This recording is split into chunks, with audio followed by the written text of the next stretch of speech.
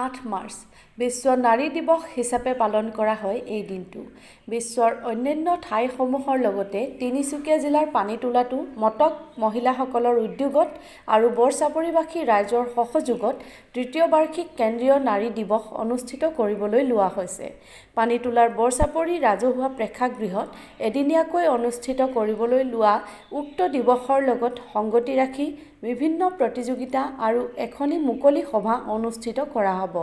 প্ৰতিযোগিতাৰ বিজয়ীসকলক নগদ ধনেৰে পুৰস্কৃত কৰাৰ লগতে অঞ্চলটোৰ দুগৰাকী প্ৰতিভাৱান নাৰীক সম্বৰ্ধনা জনোৱা হ'ব বুলি উদ্যোক্তাসকলে আমাৰ প্ৰতিনিধিক জানিবলৈ দিয়ে। হয়, আমি কেন্দ্ৰীয় ভিত্তিত নাৰী দিৱস উদযাপন কৰিবলৈ লৈছোঁ।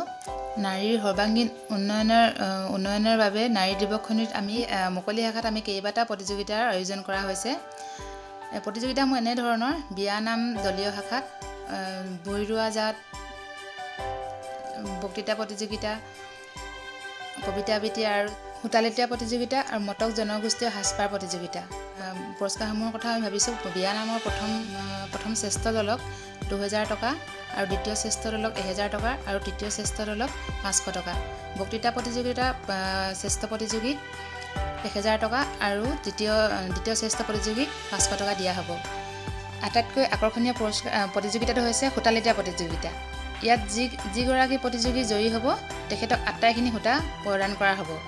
নাৰী দিৱসখনিৰ কেন্দ্ৰবিন্দু আলোচনা চক্ৰত উপস্থিত থাকিব TDR মহাবিদ্যালয়ৰ অসমীয়া বিভাগৰ প্ৰবক্তা কল্পনা বৰা দত্ত আৰু তিনিচুকীয়া মহিলা মহাবিদ্যালয়ৰ প্ৰবক্তা কৰবী বৰুৱা গগৈ। লগতে দুগৰাকী উদীয়মান নাৰীক সম্বৰ্ধনা জনোৱা হ'ব নাৰী দিৱসৰ মঞ্চতে।